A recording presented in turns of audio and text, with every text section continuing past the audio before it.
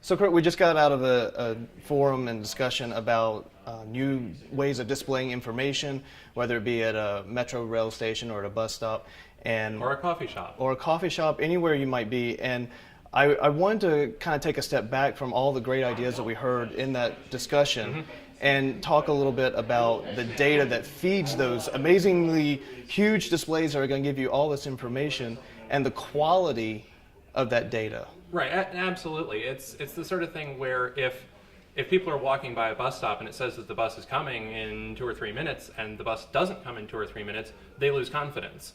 And every time that happens, they lose a little more confidence until you get to the point where they don't pay attention to the sign anymore. And then the sign has lost its value.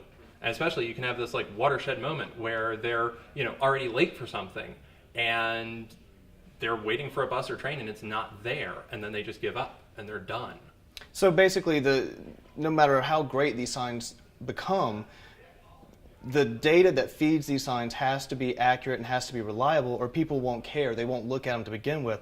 A prime example is the current Metro PID system, where if there's single tracking or train delay anywhere, the next train information is actually inaccurate. So on weekends, you might see the sign say next train in 19 minutes, and another train shows up in 4 minutes. When you have a situation like that, riders lose faith in whatever kind of sign you're displaying. Absolutely, and you see the same thing with buses when you have winter weather.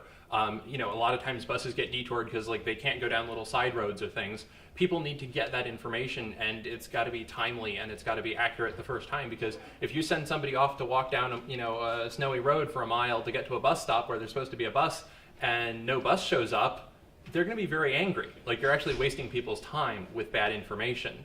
And you have to really take that into account. It's very important that the information be right the first time, as soon as people see it. So from a rider's point of view, we would actually prefer no data versus wrong data. Right. It's much better to tell people it's a crapshoot, your bus may or may not arrive, we can't make any guarantee, versus saying, yes, there is a bus being tracked by satellite that will arrive in 19 minutes, and then 19 minutes later there's no bus. Because there's this really high confidence that people have. They're like, ooh, it's fancy and computerized and electronic, and there are satellites and GPS trackers, and it must work properly. Well, no, it doesn't. It's really noisy and unreliable data, and people don't get that. So our hope is that one day, the quality of the data meets the brilliance of the new display systems, and everyone can rely Absolutely. on what they're seeing. Yes, absolutely.